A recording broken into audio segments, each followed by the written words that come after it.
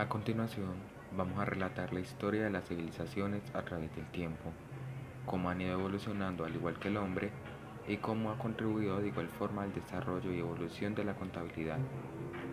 Para esto, haremos un recorrido por los aspectos más importantes y destacables, tanto históricos como contables, de todos los periodos históricos de las civilizaciones, comenzando desde la Edad Antigua, siguiendo con la Edad Media, la Edad Moderna y finalmente con la Edad Contemporánea.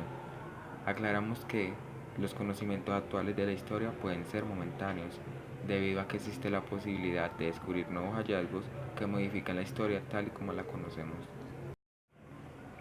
Edad Antigua. La Edad Antigua comenzó alrededor del año 4500 a.C., con el nacimiento de la escritura y de las primeras civilizaciones. Mesopotamia. Es conocida como la cuna de las civilizaciones. Se ubicaba en el valle de la Media Luna Fértil, más específicamente entre los ríos Tigris y Éufrates, de lo cual deriva su nombre que en griego significa tierra entre ríos. Para ser más claros, Mesopotamia estaba ubicada en lo que hoy conocemos como el territorio de Siria e Irak.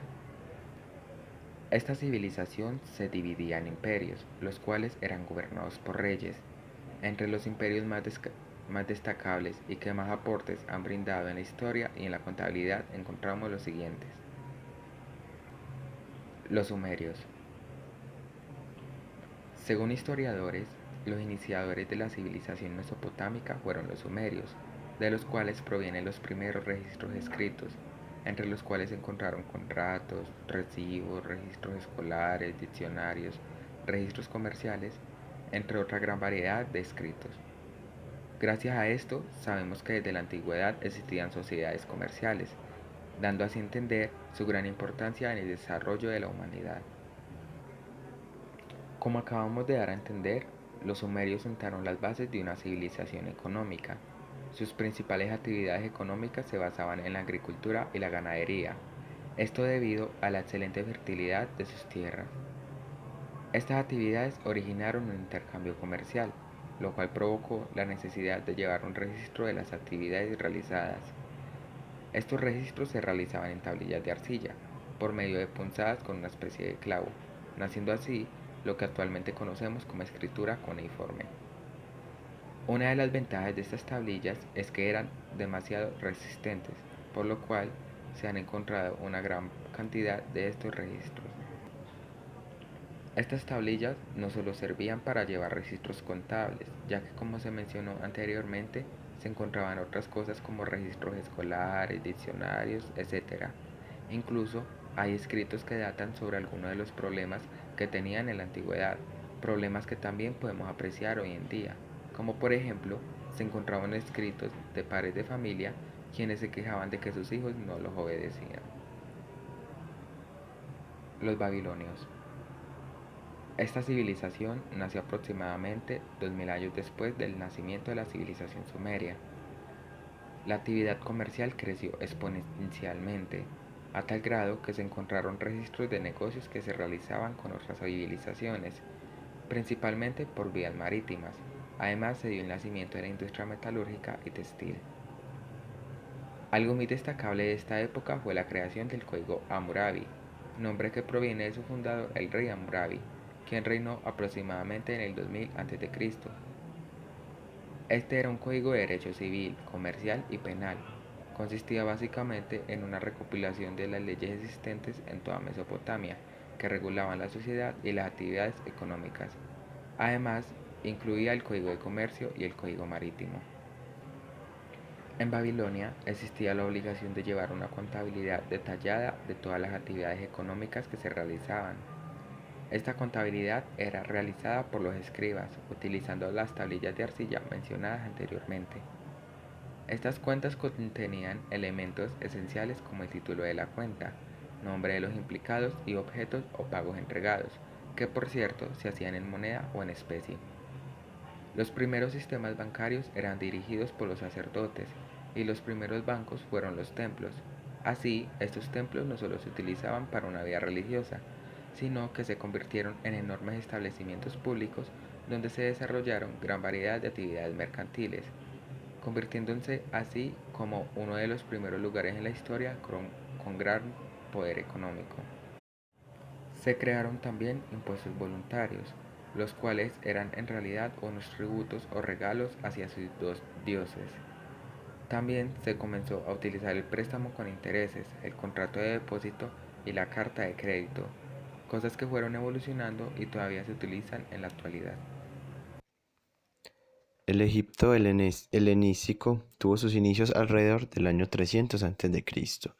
Las costumbres griegas se comenzaron a expandir por muchas partes y civilizaciones del mundo.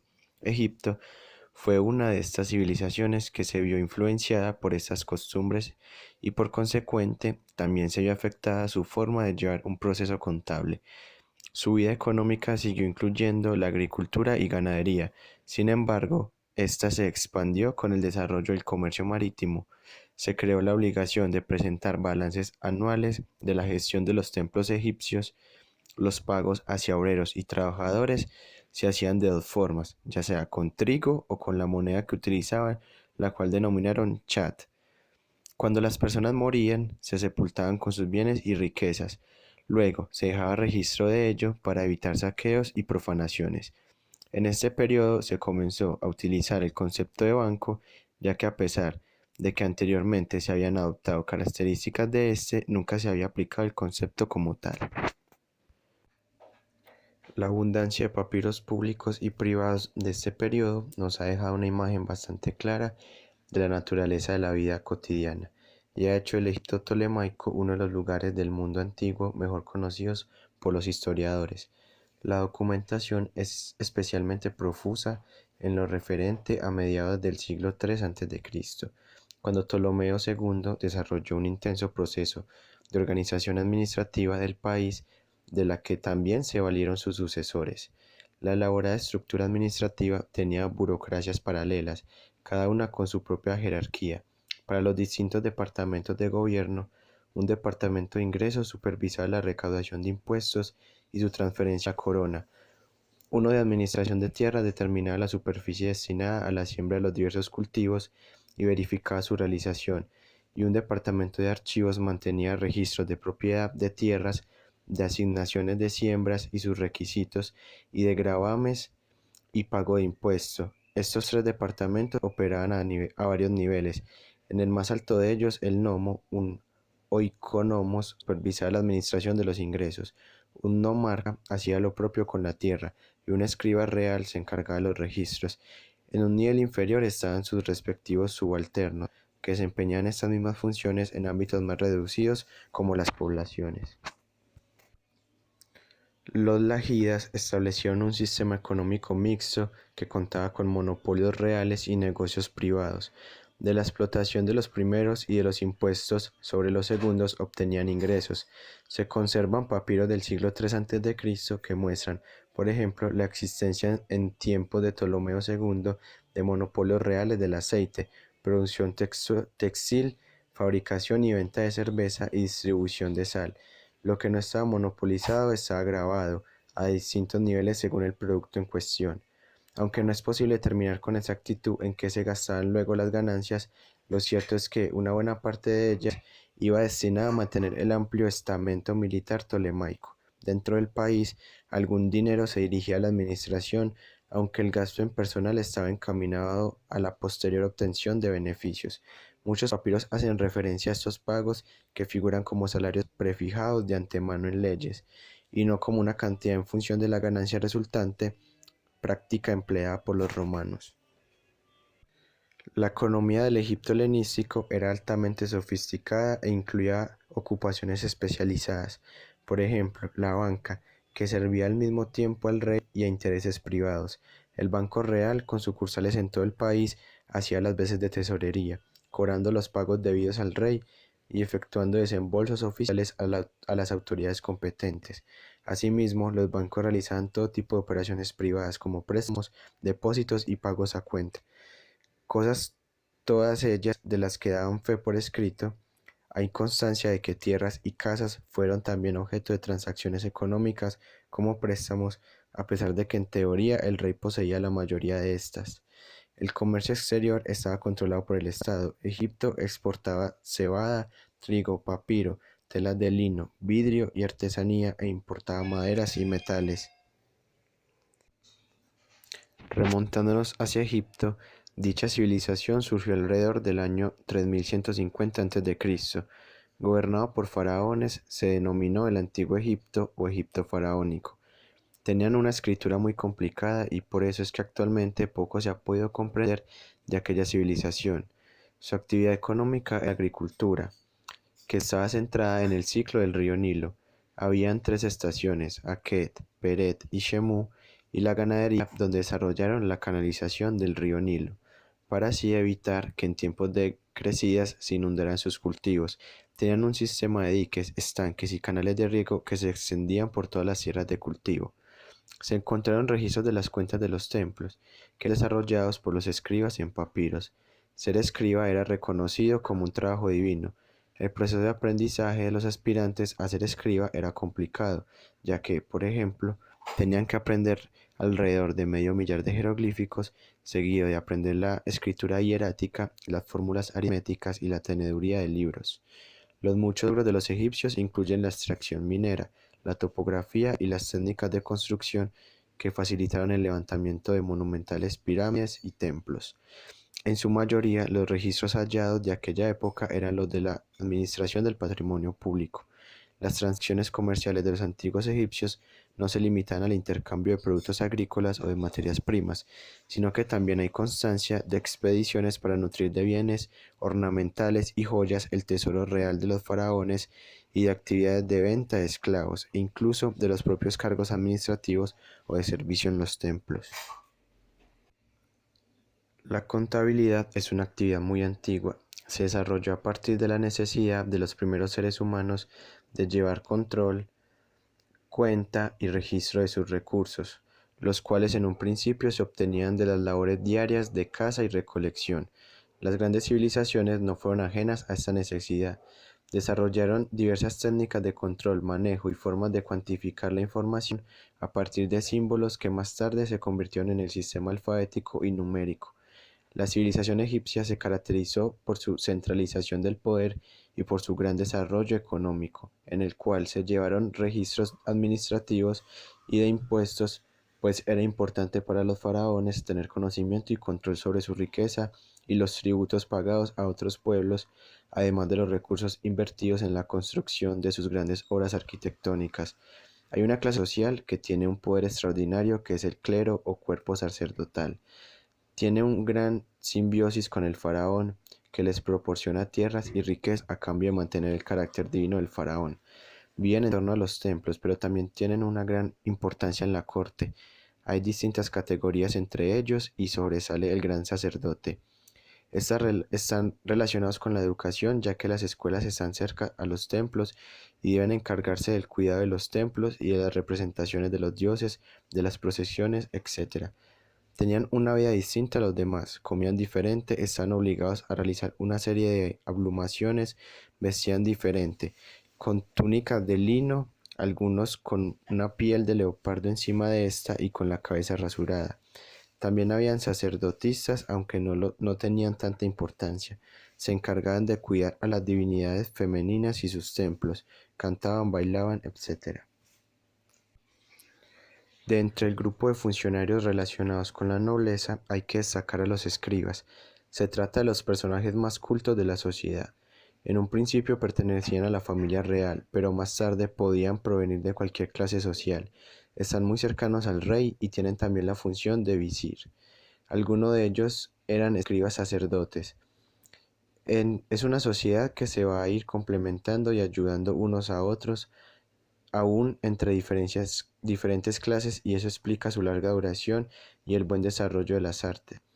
Se da por terminado este periodo en el año 31 a.C., cuando el Imperio Romano conquistó y absorbió el Egipto tolemaico, que desaparece como estado. Grecia, considerada como la cultura base de la civilización occidental, surgió en el año 1200 a.C. Se dieron muchos avances en diversas áreas como la filosofía, geometría y matemáticas. También se dio un mayor desarrollo a la arquitectura y agricultura. Además, allí se sentaron las bases de una democracia. Grecia estaba conformada por diversas polis o ciudades, entre las más destacables Esparta y Atenas. Esta última fue la primer polis en crear un tribunal que se encargaba de vigilar los registros haciendales, llamado el Tribunal de Cuentas de los 10, el cual tenía como función comprobar las cuentas de los recaudadores públicos, además de administrar justicia. Sus principales actividades económicas fueron la agricultura, el pastoreo de animales, la explotación esclava y de animales y la flota marítima. Al igual que en Mesopotamia, los primeros banqueros fueron los sacerdotes y los primeros bancos fueron los templos. Entre los más famosos se encuentra el Partenón, el templo de Zeus olímpico y el templo de Elfos. De este último se tienen más registros como placas de mármol que contenían las ofrendas aportadas por los fieles. Los registros eran llevados en tablillas enceradas, papiros o pergaminos, e incluso placas de mármol como lo acabamos de mencionar. En el siglo V aparecen los primeros bancos privados junto con los bancos de los templos. Los banqueros, denominados trapecistas, se dedicaban a las transacciones bancarias y la contabilidad era llevada en los libros de las cuentas, donde se llevaba una contabilidad detallada de todas las cantidades que pasaban por las manos de los banqueros. Además, cada cliente tenía una cuenta a su nombre, con una página para el activo y otra página para el pasivo. Atenas, al convertirse en la metrópolis más importante financieramente y el principal mercado de capitales, se vio obligada a tener una moneda estable, la cual fue el dracma de plata y el estrate de oro, cosa que no pasaba en otras ciudades, debido a que las monedas eran alteradas muy a menudo, lo cual dio origen a los cambistas, quienes eran personas encargadas del cambio de las diversas monedas existentes en la época. Roma. Nació aproximadamente en el año 753 a.C., situada a las orillas del mar Mediterráneo, lo que hoy conocemos como el territorio de Italia.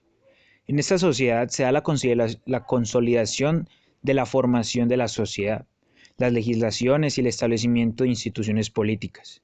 Su actividad económica constaba del intercambio comercial, el pastoreo de animales, la explotación de yacimientos de hierro y en general la agricultura. Debido a esto, los romanos construyeron embalses y acequias para el riego y también canales que transportaban agua a todas las ciudades. Debido a la gran variedad de actividades, se vio la necesidad de llevar una contabilidad bastante detallada y organizada. Contabilidad que no solo era llevada por los comerciantes y los banqueros, sino por particulares como lo son los padres o líderes de familia. Aquí se comenzó con la aplicación del debe y el haber, lo que actualmente se conoce como crédito y débito. Sus registros se llevaban sobre papiro o pergamino, aunque también utilizaban tablillas de marfil o de cera. Los banqueros se encargaban del cambio y la negociación con el papel del crédito, lo cual debía quedar registrado en sus libros de ingreso y gastos, como el calendarium o libro de préstamos. Cabe decir que aquí fue donde nació el cristianismo, lo cual evolucionó completamente la historia de nuestra humanidad. Continuando con nuestro recorrido, llegamos a la Edad Media, empezando por la caída de la civilización romana en el siglo V después de Cristo, llamado Alta Edad Media. La construcción Edad Media representa el periodo de 1000 años de la historia europea, comprendiendo desde el 500 hasta el 1500 después de Cristo. Podemos dar inicio a lo que se conoció como el feudalismo, donde las relaciones comerciales comienzan a disminuir, ya que cualquier persona podía crear monedas para realizar y comprar, y no se llevaba un control sobre ellas. Pronto se manifestó el modelo jerarquizado, que asumía al arrendador como vasallo y servía militarmente al noble. Se llevaron a cabo las cruzadas y por consecuencia se vuelve a retomar con mayor alcance las relaciones comerciales. Esto trajo consigo una reapertura económica, donde tenían mayor importancia la conformación de ciudades y sus actividades comerciales, dando paso a lo que se conocía como burguesía, donde las principales ciudades económicas son Flandes y Venecia. El sistema económico se basaba en la agricultura bajo la nueva forma feudal. Las clases altas, la realeza, la nobleza y el clero eran los propietarios de las tierras que los campesinos, que componen la mayoría de la población, se encargaban de cultivar. Las tierras comienzan a ser más productivas gracias a varios factores: el aumento de la población, que hizo incrementar la demanda y de la producción; el crecimiento de las ciudades, que trajo consigo una mejor comercialización de los productos y la mejora de las técnicas de cultivo. Más adelante se pasa del método esclavista a aplicar definitivamente el sistema feudalista. La economía estaba influenciada por la presencia del feudalismo. Los nobles fueron propietarios de extensiones de tierra que arrendaban a campesinos. La contabilidad en la Edad Media se desarrolló a través del tiempo con la caída del Imperio Romano, en la cual la Iglesia Católica consiguió el poder económico. En cambio, en Italia se ordenaron llevar los libros de la contabilidad por orden de los señores feudales en la época del Epicentro, y en Francia los hermanos Reinero y Baldofini desarrollaron términos como el debe y el haber y se acoplaron en las columnas de pérdida y ganancia. En la Edad Media, la ciencia contable europea sufrió un retroceso. La caída del Imperio Romano de Occidente y la invasión bárbara germana llevó a la drástica reducción del comercio en el continente debido a la inseguridad generalizada y la desorganización de las actividades productivas. El comercio fue prácticamente inexistente, pues no había medio ni razón de efectuar la contabilidad. Los acontecimientos ocurridos durante la Edad Media son considerados de poca importancia en virtud de que durante esta etapa no se observó ninguna variación notable en los métodos y sistema hasta entonces observados para realizar los registros contables. Además, se considera que en este periodo hubo una escasa conservación de dichos registros. Se ha establecido que el acontecimiento de mayor importancia que se produjo en la Edad Media fue la utilización en Inglaterra del registro en madera. No obstante, en este periodo tiene su apogeo el sistema feudal, y como es lógico, las actividades comerciales se realizaban entre feudos, y por otro lado estaban los monjes, que eran las personas cultas encargadas de administrar la educación. En la caída del Imperio Romano, las prácticas contables se conservaron y lograron un notable progreso a lo largo de la Edad Media. La Iglesia Católica logró poder económico, lo cual obligó a llevar cuentas muy detalladas que se manejaban en los monasterios. En la época del feudalismo, el alto grado de desarrollo del comercio hace suponer la práctica de la contabilidad, la cual era exclusividad del señor feudal.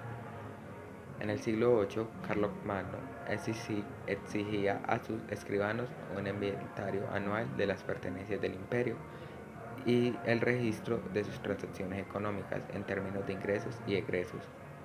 Se conoce que alrededor del siglo XIV se desarrolla por Pacioli el sistema de partida doble.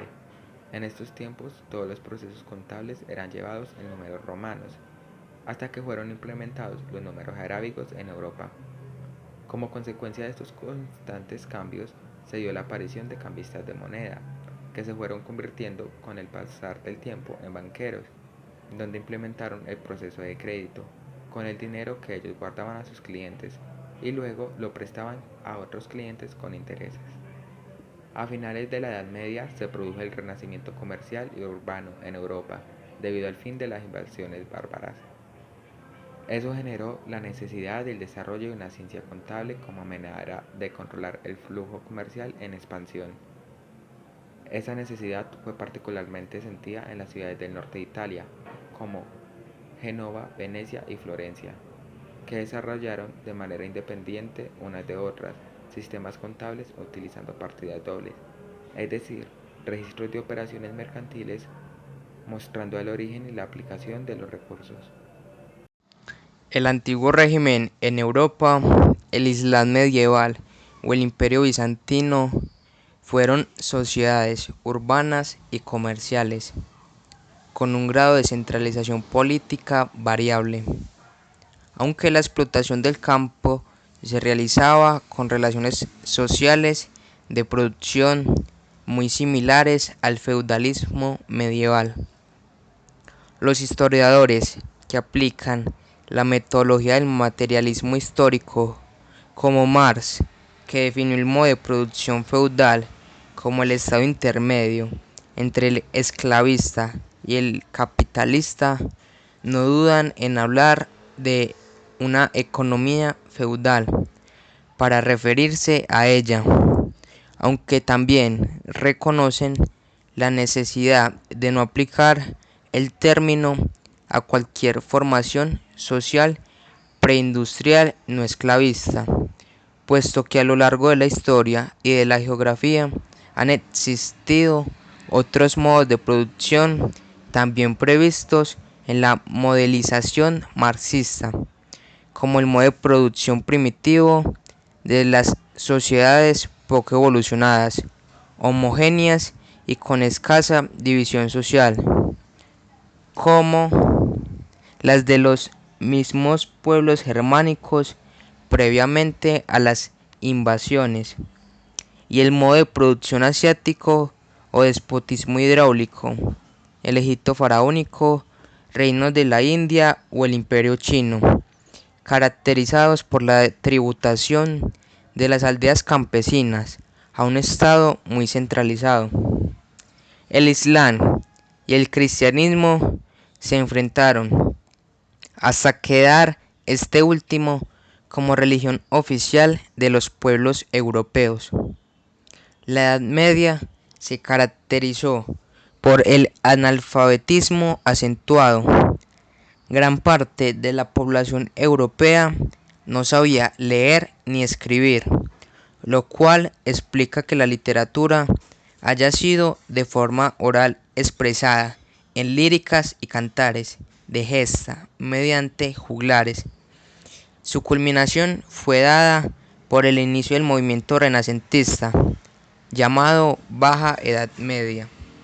Continuando con nuestro recorrido por los diferentes tiempos históricos de la humanidad, llegamos a la Edad Moderna. Este es el tercero de los periodos en los que se vive convencionalmente la historia universal, comprendido entre el siglo XV y el siglo XVIII. Cronológicamente, alberga un periodo cuyo inicio puede fijarse en la caída de Constantinopla en el año 1453 o en el descubrimiento de América en el año 1492 y cuyo final puede situarse en la Revolución Francesa dada en el año 1789. Esta época abarca el Renacimiento, donde se pasó de lo teológico a lo antropológico, Y si bien es considerado uno de los periodos más cortos de la historia, también es uno de los más asombrosos. Este periodo se caracteriza por la gran explosión que tuvo en cuanto a desarrollo en los ámbitos sociales, científicos, literarios, filosóficos, entre otros. Pero para entender mejor esta edad, vamos a analizar algunos de los conceptos más influyentes que hicieron de este un maravilloso periodo histórico. Se desarrolla un pensamiento antropocéntrico de la vida, donde el hombre, a diferencia de la Edad Media, que veía la vida como un tránsito con destino al paraíso, pero ahora sin dejar de lado la religión, se enfoca más en la felicidad terrenal, y es allí donde entre muchas preocupaciones que se crearon el surgir de la contabilidad, puesto que vieron la necesidad de llevar un reporte detallado de las cosas que tenían de manera que pudieran asegurar un buen estado económico en su estadía terrenal. Y si bien en las épocas anteriores la contabilidad se venía utilizando, en esta edad se le da un enfoque más profundo. La era de los descubrimientos. En esta época se dan los grandes descubrimientos que permitieron aumentar el conocimiento del mundo, gracias a las grandes expediciones llevadas a cabo por los españoles, portugueses, etc. Se descubrió, se descubrió el continente americano, o también conocido como el Nuevo Mundo, y en ese momento donde la contabilidad juega un papel fundamental, puesto que se hacía necesario llevar registros detallados y organizados de los ingresos y salidas que se generaban en dichas expediciones. Por lo general, cuando descubrían algún lugar nuevo, empezaban a llevar registros de las personas conocidas como nativos que iban siendo encontradas, y de esta manera sabían a qué se enfrentaban.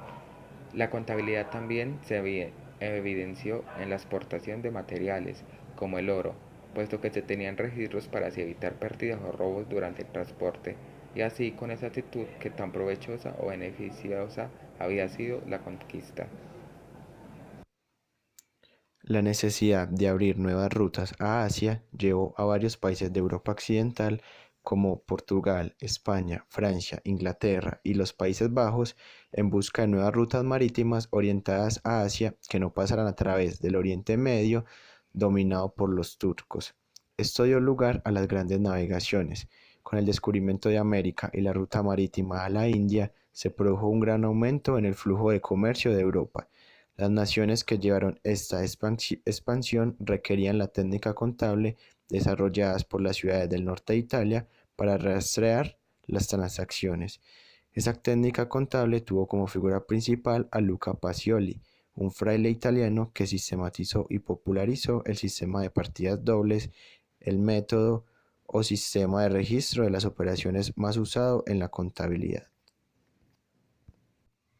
El auge de las monarquías absolutistas, basado en concentrar todos los poderes en la figura del rey, encargado de gobernar la nación a diferencia de la Edad Media, donde el poder recaía en la nobleza, dando así paso a la creación de los estados nacionales que estaban conformados por personas que compartían costumbres y vivían en un territorio determinado, y aquí reaparece la contabilidad, puesto que se hacía fundamental llevar una buena contabilidad y de esta manera asegurar el éxito de dicho estado.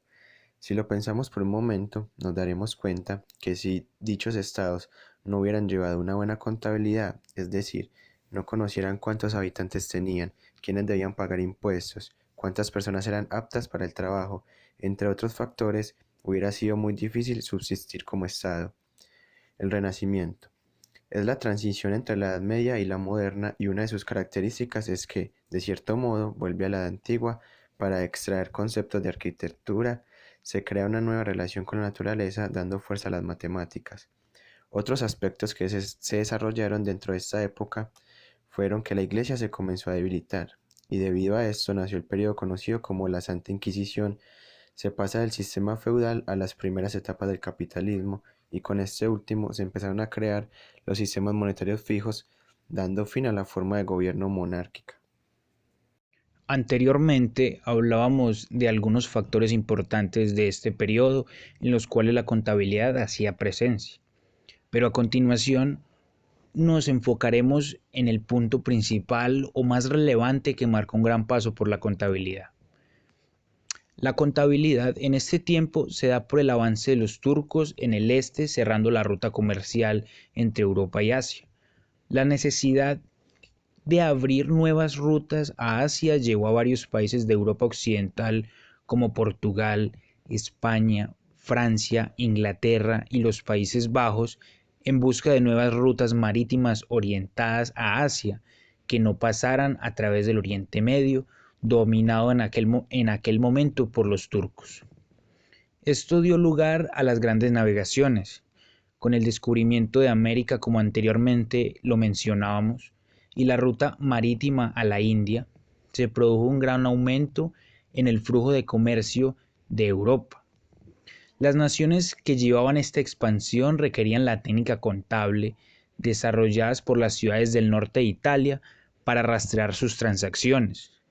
Esa técnica contable tuvo como figura principal a Luca Pacioli. Recordemos que Luca Pacioli había sido mencionado anteriormente y era un fraile italiano que sistematizó y popularizó el sistema de partidas dobles, el método que fue uno de los métodos o el método principal o sistema de registro de las operaciones que es usado en la actualidad. A continuación, vamos a explicar un poco en qué consistía la partida doble. Cada operación era registrada dos veces, una en el debe y la otra en el haber, con el fin de establecer una conexión entre los diversos elementos patrimoniales. La anotación que involucra las dos partes o partidas, que era el debe y el haber, se denominaba asiento contable. Este sistema se asemeja a una balanza de equilibrio, ya que dentro de un asiento contable, la suma de los conceptos del debe y el haber siempre tienen que ser iguales. Edad contemporánea. La edad contemporánea puede definirse como el periodo histórico más reciente, una etapa posterior a la Edad Moderna, que comprende desde finales del siglo XVIII con el inicio de la Revolución Francesa y continúa hasta la actualidad. Una etapa de la historia en la cual han sucedido diversos acontecimientos importantes para la humanidad, como lo fue la independencia de los países latinoamericanos, la Revolución Rusa, la Revolución Industrial y la Primera y Segunda Guerra Mundial, además de grandes adelantos en distintos aspectos como el científico, social y tecnológico, además de la consolidación de un sistema capitalista que sigue vigente hasta nuestros días. La edad contemporánea se caracteriza por tener varios periodos. Alta edad, una etapa comprendida entre los años 1776 y 1870, en los que tienen lugar las grandes revoluciones, que dan paso a una época más tranquila a partir del año 1815. Baja edad, época que tiene lugar entre 1870 y 1914, en el que la paz se marca como el rasgo más identificativo de una sociedad que pronto explotará por medio de las guerras mundiales. Periodos bélicos.